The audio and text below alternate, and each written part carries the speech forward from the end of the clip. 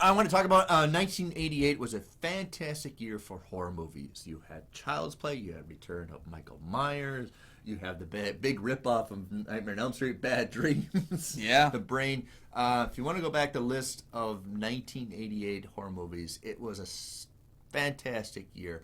But I want to talk a movie that got a lot of criticism.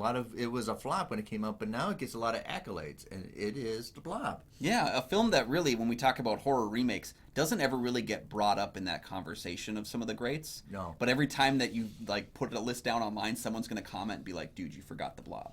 Yeah. So I want to talk about this movie. Of all the great 88 horror movies, I want to talk about this one first because it has got a lot more flavor, a lot more fanfare now than it ever did in the 80s. Yeah.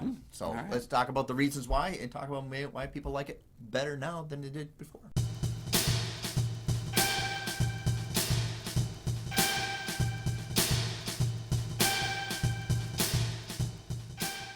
Welcome back to the show, everyone. I'm one of your hosts, Kyle Goethe from GoatFilmReviews.com. Hi, I'm Nick from the St. Paul Filmcast. Thanks for watching. Thanks for following us. Thanks for finding us. And for our loyal fans, thank you for continuing to support the show. You can follow the show on Twitter and on Instagram. Heck yeah, we have a Patreon. Check that out for great deals and great content and an opportunity to tell us what movies we can review in the future.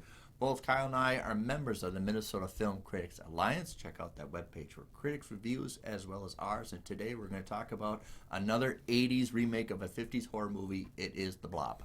All right. Arbaville, Colorado is just like any small town. Yeah. Cheerleader Meg has a crush on football player Paul. There's a rebellious teen, Brian, and a sheriff who's a hopeless romantic for a diner waitress. Oh, and there's also a meteorite crash landing with a deadly gelatinous creature who consumes and dissolves everything in its path. So yeah, Arbaville is just like your town, except it has a blob. Somewhere along the line, I think from like 86 to about 88, we were obsessed with these slime stuff. The stuff. Yeah, like the stuff, like these oozes stuff. My God, He-Man. You can buy a He-Man set where you slime the action figure. Oh. This green slime. You can buy it in containers. As a kid, I remember the little containers of just slime that just poured out and stuff like that and put it back in. But also you can watch, you can't do that on television on Nickelodeon, where if you said a certain word, or you said, I don't know, you get dumped on by green slime. Or if you really said the word of the day, I think it was a different color, like you got slimed. We were obsessed with oozing like slime stuff from like 86 to 88. Well, and we even got Ghostbusters fighting them in 89. You got the early 90s with Teenage Mutant Ninja Turtles Secrets of the Ooze. Like it was either green or pink, right? So eventually you're going to have to do a movie with a walking green oozing slime. Yeah. And this is The Blob. Now, it's directed by Charles Russell, who actually kind of, Launchpad Nightmare on Elm Street the series with part 3. Because part 2 kind of didn't get a lot of accolades, and he kind of gave it a re-energy, some more life into it. Yeah, we shared screenplay credit on that with Frank Darabont when they met on 1981's Hell Night. I think one of them was working as a production assistant. They became close on that, worked on Nightmare on Elm Street 3, and of course, led into this.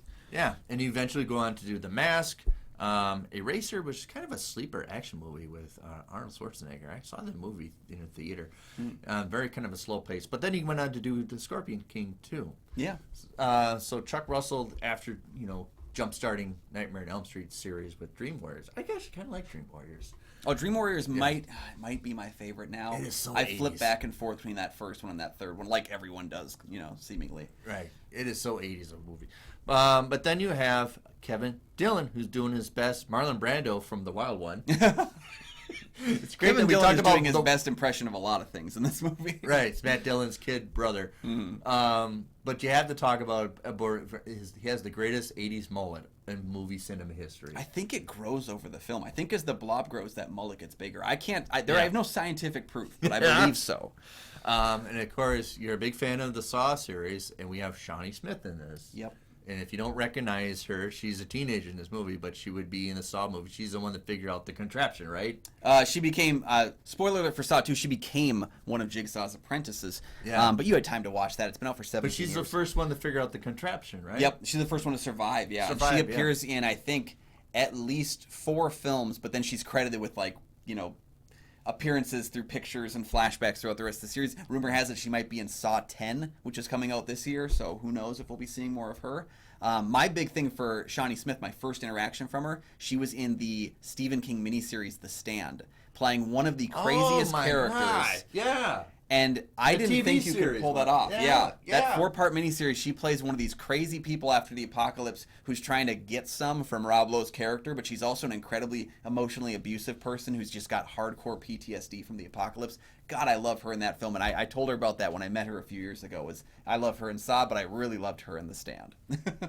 She probably appreciated The Stand. I think she appreciates. I mean, I think a lot of these like people when you meet them, they appreciate that you saw something that isn't the big thing. You know? Right. And there was a lot of people getting the Blob signed. Yeah, and I think this is her first movie, right? She had done some very small work, like extra background stuff. I think this is her first role, if you will. Of course, she has a very 80s name, Meg. Yeah. Meg. Meg the cheerleader. Meg the cheerleader, right. And then you have Kevin Dillon, who will go on and be in like the movies like The Doors. Big time on Entourage, too. Big time in Entourage. Oh, yes, that's right. He's kind of like the lead entourage of Entourage. Right? The doof, if you will. He's the kind of idiot guy who can't seem to get a break anymore. Yeah, he doesn't understand why. Yeah. But he's just very abrasive every time you meet him. I like him on that show. Yeah. He's good. And of course, he has to have a motorcycle, just like Marlon Brando. Interesting to note, one of the first kills is played by actor Donovan Leitch Jr. Yeah. His dad is the very hippie singer from the 60s, Mellow Yellow and the Hurdy-Gurdy Man, Donovan. And his son plays Paul in the car that gets the first murder. Yeah. So it's interesting to point out. Yeah, Donovan Leitch Jr. is in this movie, and he went on to do some other bands. I can't remember, like Camp Freddy was one of them. But yeah, he's one of the first kills. It's interesting to know that his dad is one of the most famous 60s pop singer, folk I think singers. Donovan Leitch is very much our Janet Leigh. I think in the film, because he's credited third in the cast. If you look on the poster, he's on the poster after Shawnee Smith and Kevin Dillon. Okay. Like, he is the co-lead of the film according to the poster, and I love that he gets Janet Leigh, because when he's in the film, of course, my first time watching, I was like, oh, I don't know who that guy really is much. Who is he? He's obviously the lead. Oh, you know, there's a lot of people in this film that you think could be the star of the film, and this film is a relentlessly mean-spirited Blob. It takes out left and right without abandon. But it's sneaky. It's got like its own consciousness, right? Yep. And then that beginning movie, when he she gets taken over, and then he tries to and it's like, even I remember seeing this kid like, watch out for her boob. Oh yeah, that was jeez, man. There's so many, and of course the woman who disintegrates in the car is Erica Eleniak, who would be on I think Baywatch, and she also did one of my favorite horror films from the '90s, which was Bordello of Blood, the Tales from the Crypt film, my which God. I think is incredibly underrated. And again, we will talk about that soon. Yeah, when everybody in the '90s, when we all liked Tales of the Crypt, they had to make a movie about they had to do Bordello, right? Mm-hmm. But yeah, and so you have there's a lot of videos of how they made this Blob, because there is no CGI. And they had people, it's almost like a puppeteer. They had people with sticks that would have to move it. Yeah. And you had to put pockets, and you had to move it it had pockets built into it to move it. I think there was some air bladder stuff that was kind of revolutionized because in the 80s that was really kind of taking off as an effect, was the air bladder thing that we'd see with Gremlins or The Howling. You'd see that kind of puffling chic stuff. I think they would use some of that too. I don't know if we could put the link down. I don't know if we could find it, but there are some YouTube videos of somebody demonstrate how you can make this on your own and what you need. And it's really? Polyurethane and vinyl and pink rubber and all that stuff, and then you have to make pockets to move it. But yeah, the characters, the drape, because it's actually moving, which is very fast. At the time, it was very shocking, because we were so used to just get slimed and it's just on you, but actually to see it move when it's on people. Yeah, it's a very textually weird thing where it feels like a hard surface at times, but then when it touches you, it instantly moves around, and it's so creepy and weird. And I think one of the biggest reason why we saw those kinds of blob things, I think, was because in Dungeons and Dragons in the mid-'80s we had the gelatinous cube, which was a creature that would consume people and then disintegrate them in front of you. Yeah. We even saw that in the Dungeons and Dragons movie this year. So I think there's a certain kind of affinity for something creepy that dissolves my skin. Very unnerving throughout the film. Yeah. So, and it was, of course, a remake, so there's already a little bit of harshness to like, oh, we're doing another remake of a popular movie, that was made in the 50s. So it's already that staple of it can't be good, but it gets appreciated now. For I'm trying to demonstrate the technical stuff of it. The kills are very fascinating and how they did it. And like I said, extremely mean. Very mean. Like the Blob in the 50s movie is just kind of this like mindless substance. Yeah. This thing almost seems to have like joy out of killing children, or like the ways in which it kills people. Like the whole hospital thing is just almost like Halloween Part 2 almost. Yeah. And I just, every time I watch this whole sequence, I feel this cruelty from that just never stops. And it makes the film kind of unique against the original Blob because it is kind of a different take on it. And we even had a sequel to the original Blob called Beware the Blob in the 1970s. It's 72. I think JR from Dallas was the director on that film. Right. And so you had that, and actually there was a guy in that film that played a hobo, and he actually played the priest in the remake here. So a little bit of confluence from that film series. Oh, the hobo? Then he's the one that gets Well, he was the priest in this film. He was the hobo in that film. Okay. And so it's just interesting that you kind of get that carryover, that celebration. Like it's a remake that doesn't really try to improve upon the original so much as have a different take on the material. Yeah. I think people, if they want to do like a billing of like 80s remakes of previous horror movies, because you have The Fly, which is a great remake. Fly, The Thing. I think you can put Invasions of the Body Snatchers, another great remake. And then you have The Blob, which is a remake. People like, let's do a double feature of that. I would be interesting to do a double feature of Night of the Creeps and this one. I think it has the same kind of flavor to it. Yeah, I think maybe very kind of 50s nostalgia almost to it. I would start with The Blob again because I feel like the creature is so mean. But then when you get it, then when you segue into Night of the Creeps, it's a little more camp intentional, and so I think you kind of have your like palate cleanser after The Blob.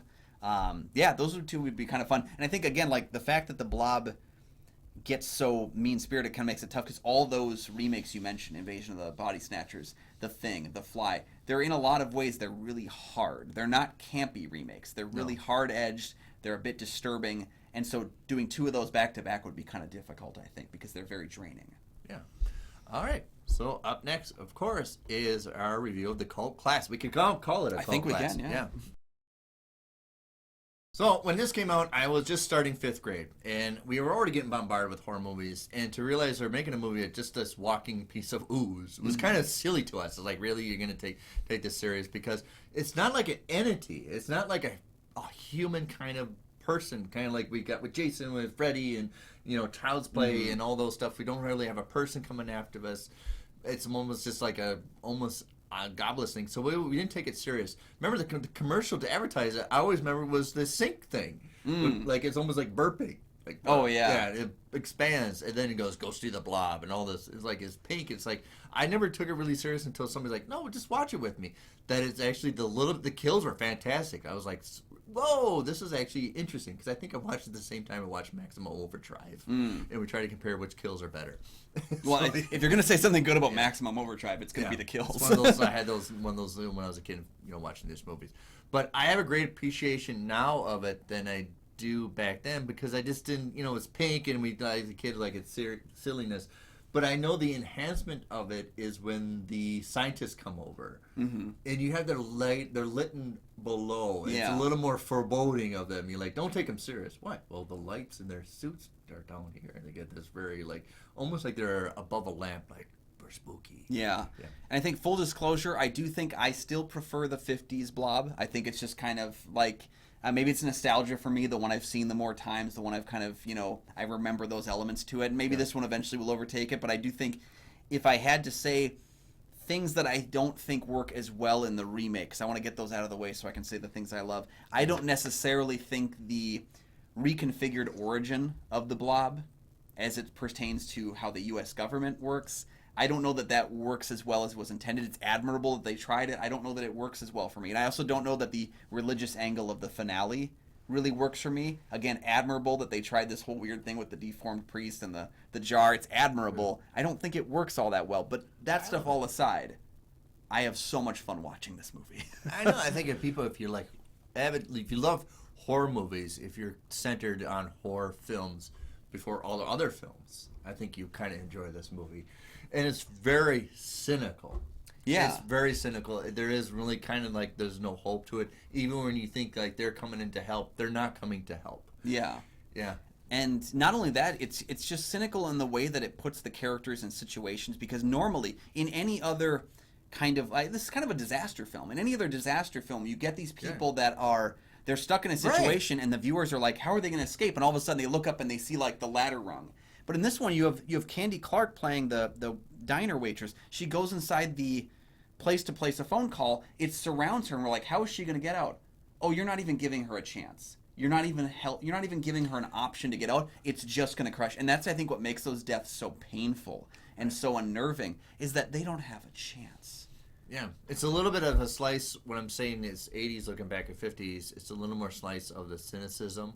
A little more of the conspiracy fearsome that everybody around you is infected, or it's everywhere. It can be anywhere. Yeah. Almost like you get with Invasions of the Body Snatchers. You know, there could be that, and I don't even know it. Your neighbors can be infected, and you don't even know. Yeah. So it's all those wild conspiracy elements of you can't trust anybody, but also you can't even trust the government because they're coming in here like, no, we can weaponize this. Yeah. Well, there's a number of people that get killed in the film because they go back to help someone, or because they, like, it's almost punishing you for being a good person by saying, oh, I'm going to go and save this person's life. Oh, it's going to kill both of us now.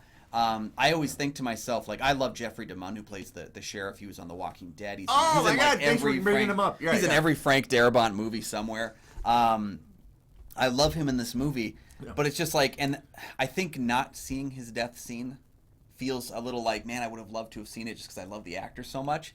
But then when you see that, like, melted face being torn across the blob, like, I just find that so unnervingly painful to be a part of, is because they make you fall in love with this character in the first 20 minutes. Sheriff, right. And then they punish you. And I think that's where Chuck Russell is one of the more interesting people to direct, because he's not afraid to literally say, I'll kill a child, I'll kill a nun, I don't care, I'll kill them all. And I think that gives you a sense of, I don't even know if I'm safe watching. That's why Dream Warriors is so effective, because it's kids, but they're always kids in a hospital. Then they know that there's a sense of danger, no matter if they build the strength to confront them, that there's opportunity they're never going to win.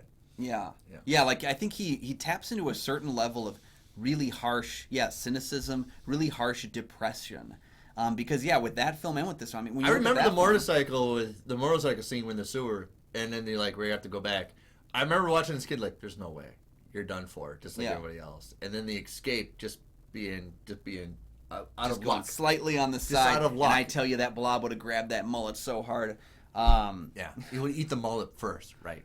Yeah, all that stuff. I did criticize the origin of the Blob, but I will say, the government presence in the film I like a lot.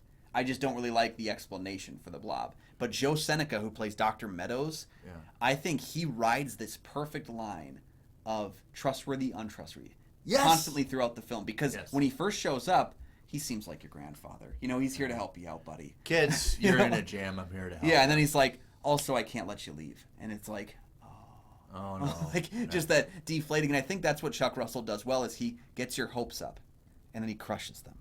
Yeah. So, and that's, I can see that a lot even in Frank Darabont's The Mist, when he adapted Stephen King's short story of, again, there's that level of, we can't escape. I think that's Stephen King's most cynical story. Yeah. The Mist. Well, especially the film adaptation, which changed the ending into an extremely cynical ending. Right. Yeah. So I can see that element that's at play constantly in Chuck Russell's film and constantly in Frank Darabont's. It's always why I wanted to see Chuck Russell's original take on The Mask, because The Mask was originally going to be a horror film.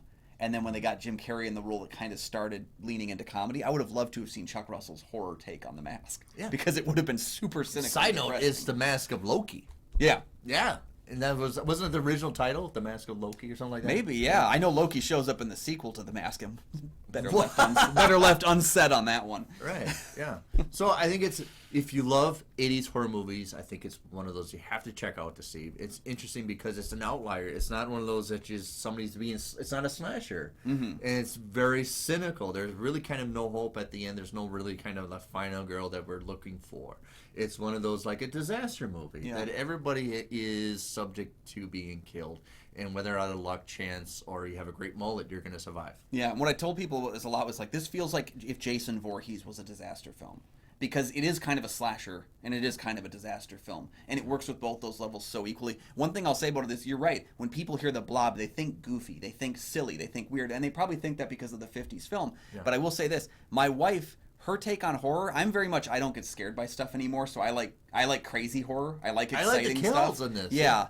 Whereas she's very much, she wants to be scared if she's watching a horror film. That's what she wants. She watched this film with me. She was terrified. So I will say this. If you give yourself the chance to enjoy this film, I think you will. Yeah. I think you just have to click play. You have to say, I'm going to watch The Blob, and I'm going to enjoy it, and I do think you will. I think that's going to carry over. Yeah. I mean, just be careful who you go in the car with when they're passed out. Honestly, The Blob murders a sex offender, guy. So, go ahead. Do your thing, Blob. Yeah. Right. But the one in the hospital where he's reaching out and, it's... And she grabs the arm and rips his frickin' arm off, man. This is fantastic, but it's also like, That scene also features, I guess you could call it a cameo from Jack Nance, a.k.a. Eraserhead, from the David Lynch film. He plays the doctor in the film. Oh, that's right. Thanks for catching that. Thanks for bringing it up. I will give any opportunity to celebrate Jack Nance, okay? Whether that be Twin Peaks, Eraserhead, or even a few moments in The Blob. The film is stacked with people. There's Art LaFleur, who plays the pharmacist. Who, of course, was in Speed Racer. I also want to point out, and I forgot to point out at the end, Charles Russell also wrote the screenplay for Dreamscape.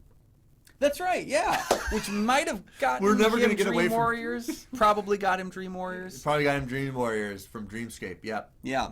And also, I love celebrating this movie.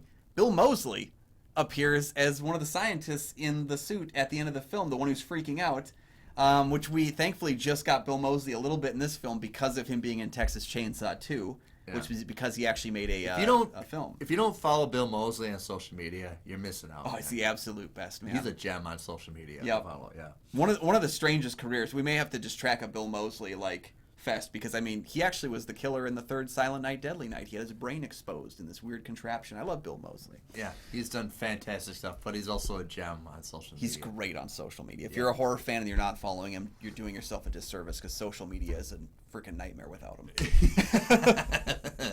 All right. So what do you think of our critique of The Blob? There's things you disagree with, some things that we haven't mentioned. I'm great that we got to talk to this movie because it's an outlier of a lot of 80s movies that you've seen. Yeah, if you definitely can't tell, we both seem to enjoy the film. Let us know. You know what I'd like to actually hear is, what are your favorite underrated horror remakes? Like maybe not the big ones we talked about today, but what are your favorite horror remakes that you think don't get enough celebration? Because I think that's what The Blob is. It's a horror remake that, unfortunately, if you haven't seen it, you'll never think to see it until someone forces you to. Or is there a 1988 horror movie that we should talk about? Because there's a bunch that are fantastic. My God, even Pumpkinhead is fantastic too from '88. I've got an unusual relationship with Pumpkinhead. Make us watch it so I can talk about it. Thank you guys for joining us so very much. We'd love to have you as part of the show, and again, join the Patreon and let us know what to talk about. You can find all of my film reviews over at goatfilmreviews.com. You can find my show, the St. Paul Filmcast, anywhere you find podcasts.